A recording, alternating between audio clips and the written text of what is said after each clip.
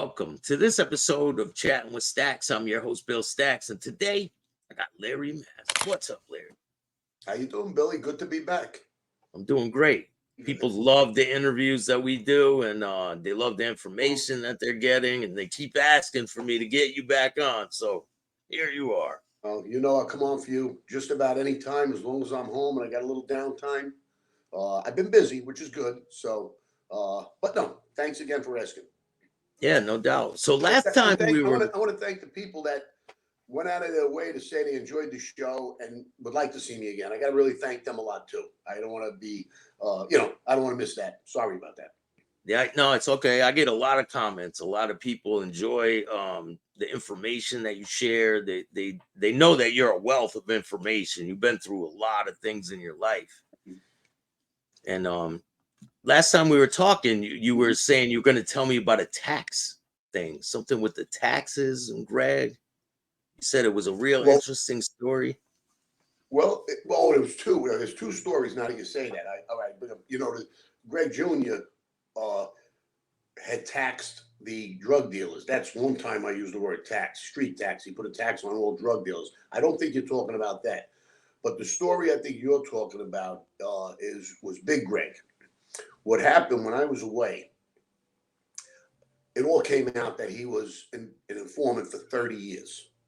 Okay, that's what the word was back in the 90s when I was facing, the sentence and everything, and life in prison and all of that. So as a couple of months went by, they're jockeying us around. Who's in Otisville? Who's here? Who's up? They move you around. They try to keep everybody apart and keep separations. Anyway, I wind up on the floor with Alley Boy after it came out that Greg was bad. There's a lot that happened in between. If I try to go, I'll just confuse people. So now I'm on the floor with Alley Boy, and he tells me that, and I'm reeling from just hearing this news about Greg. I mean, it's a surreal situation. I can't believe that the guy that brought me into this life, molded me, made me to be what I was supposed to be, and I think I followed the footsteps the right way, is a government informer. I mean, how would you feel? Your heart's pulled out. Your life's over. And like Carmine says to the consul, had flipped first. He set everybody up earlier on, so I already knew this was not the life that everybody thought it was. Then I hear about Greg after almost fighting for him a few days earlier with some like Vicarina for one, who was claiming that Greg sounds like he may be a rat. Nothing came out official, so I went after him and had people get in between us, whatever. So now I wind up on the floor with Alley Boy. It's out, and we're talking, and through the conversation, he tells me him and his father knew about Greg for 20 years. He was bad for 30. So when he said that, my first reaction was, wow, if he knew and his father knew, who else knew? Did Scappy know? Did Jerry Lang know? The underboss? Did all the other official captains know? And if so, why did they allow it? I mean, I don't understand. That's the first thing that came to me. You knew? And when he said it to me, he knew he made a mistake. He probably should have blurted that out.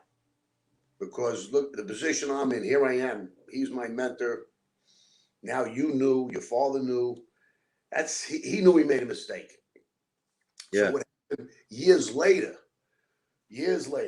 when I'm probably in prison writing my book, towards the tail end of my sentence, or even when I got home, because it really was through an attorney that I found out this story. There was a big tax case. Heavyweights from the early 70s, maybe late 60s. So that's Junior Persico, Big Alley Persico, one of the Fuscos, Andrew Russo, Greg Scarpa, Scappy, 2 or 3 more. There was 8 guys on the case. They go in front of the judge with their lawyers, and they get what do you call it when you get it pushed over? I forget the word. For 8 weeks. It's like a execution. There's a word for it. A court word for it. An extension. So they put it on hold, and we'll come back in 8 weeks. So At this first meeting, all 8 were there. Let's just say 8 weeks later, they all come back. Greg isn't there. So they have to cancel it again and set it up for another 6 to 8 weeks. 6 to 8 weeks goes by. They all come in again. Greg's not there. They have to do it again. This is the third time they're getting an extension. And they do. Another 6 to 8 weeks. This time they come back. Greg's not there. The judge throws out the case. It was a big case, right? It was just huge. They were all going to do 15 years for tax. And back before RICO, that was the killer, the tax evasion. So, and it was the timing was right, because if he was bad for 30 years, when that tax case came up, it was just about in the early 70s, which would have made it perfect timing for Ali to tell me they knew for 20 years. He must have done something behind the scenes. However he explained it away, maybe he had a corrupt person, maybe he had to pay him, but they knew from that minute that he had help. And if they knew at that moment he's got to go, that he was able to stop the case. No, it's hard for me to say, because I don't know if it's any of us, we're dead. There's no way. Yeah. But I think what happened, because they saved him, and they probably said, well, he didn't hurt any of us. He didn't hurt any of us. Plus, he's an enormous earner, and he earns for them for the next 20 years, and he killed for them. They knew when they had, and I use the term a precarious hit. There's hits when you bring the guy in the basement and he doesn't know what's happening, or you're driving and you pull over, he doesn't know what's happening. Those are the easy ones because, you could set them up properly. But the ones that were tough, like the kid we had a hit on 86th Street that was threatening Teddy Persico. Okay, right in the middle of broad daylight on 86th Street, cops all around, cops on horses. I don't know if you're familiar with 86th Street in Brooklyn. Yeah. Okay, back in the day, it was like out of a movie. Kids cruising around, people dancing on the corners, one group listening to this music, another group, just who's smoking pot, who's whatever. It's just one big party on 86th Street. It's like the main drag. Yeah. The main drag. Well, here's what we used to do. We would take 86th Street in our car, when we were kids, take it to Kings Highway, come back around Sheepshead Bay, through Avenue, and just keep making the loop where all the hangouts, where all the girls were going to be. So it was a very tough hit to do. We did it. Greg came to the scene to help us out. Then the girl that got killed, Big Allie's girlfriend, why did they do it themselves? Mary Berry, right? Yeah. Greg had to do it. So anytime there was like something like that, and then during the war, who was the hero? Greg. He was the one out there in harm's way every day, driving up and down the street. And me and Jimmy were the two assholes that were loyal and stood with him every step of the way. But one of the reasons why you maybe were believing him is, walk me through that day that the guy called him a rat inside the club. Because that would make me think he's not a rat. Kill this guy in front of me. There's nothing really there's nothing to walk through. The guy came in that day just like any other day. He made sure that we were all in the back to watch that. Whoever was there, me, Carmine, Gregory, Bobby, Zim. I remember those because I had to walk afterwards and get a carpet with Bobby after he got rolled up in the carpet, the guy, and buy a new carpet for the floor. And the funny part is, the only thing everybody remembers about that day is we found out Bobby Zim was colorblind. He brought a color orange that didn't match anything. He thought it was brown.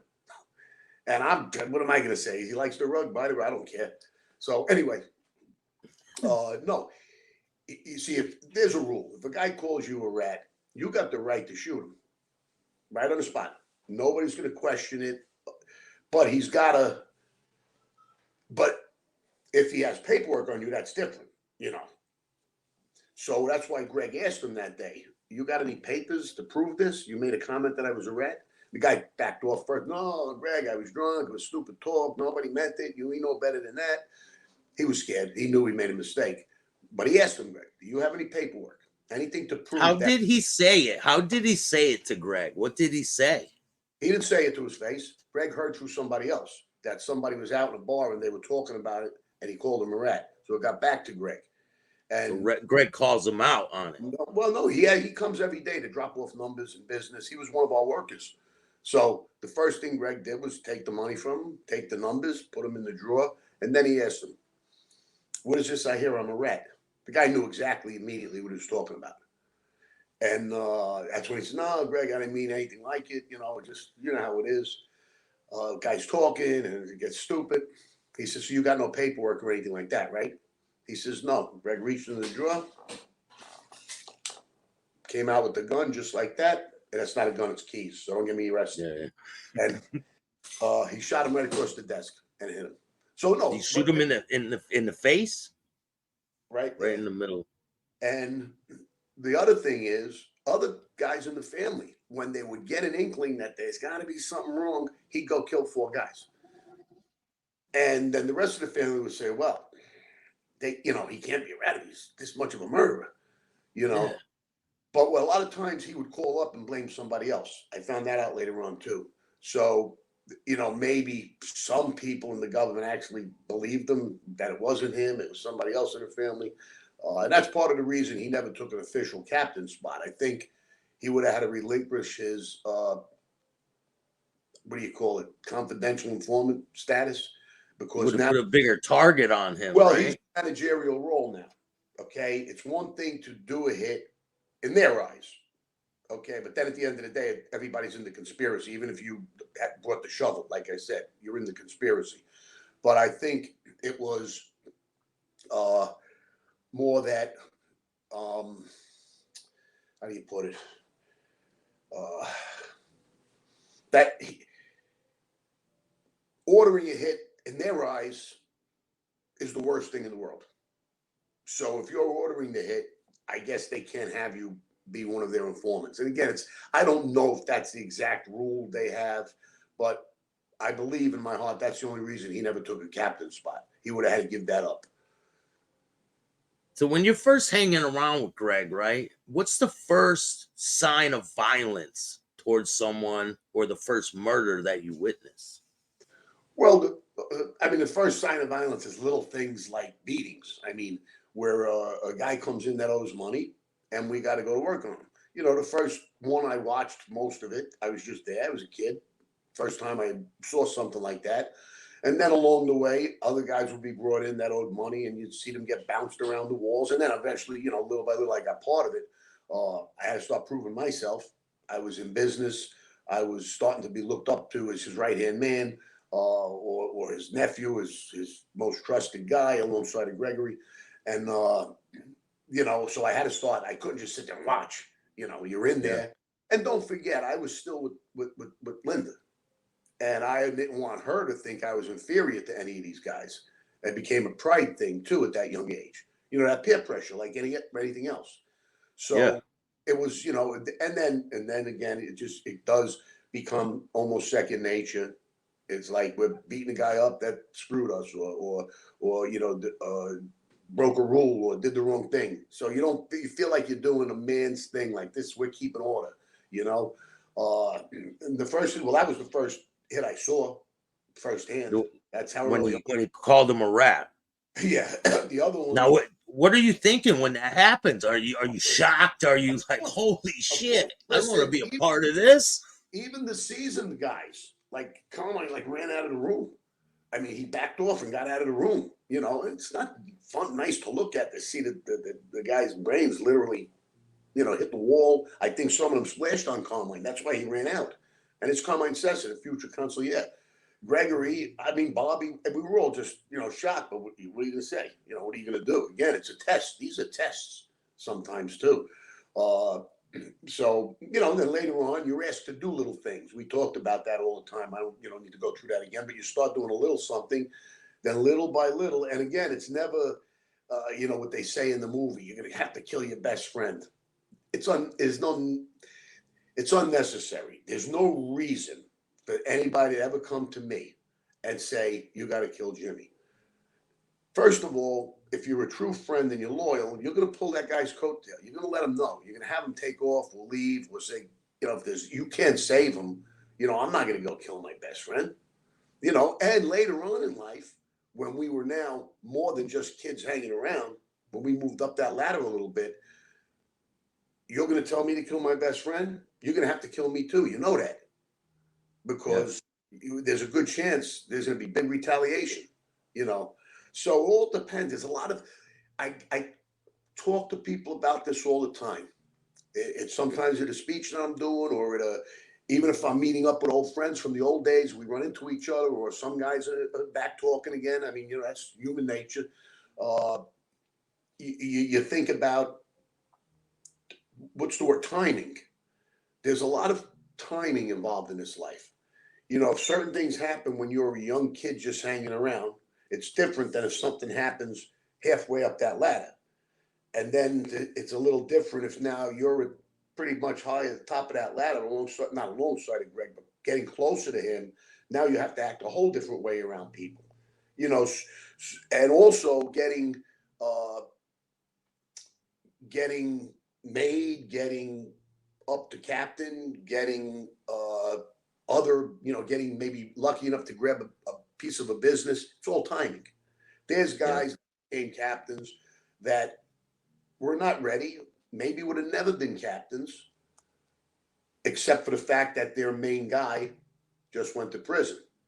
So they made him an acting captain. If that guy don't go to prison, you're still a soldier. And again, I'm not saying it's for everybody, but there are guys that it happens to. There's guys that got straightened out in prison. I'm not saying they don't deserve to be recognized if they truly got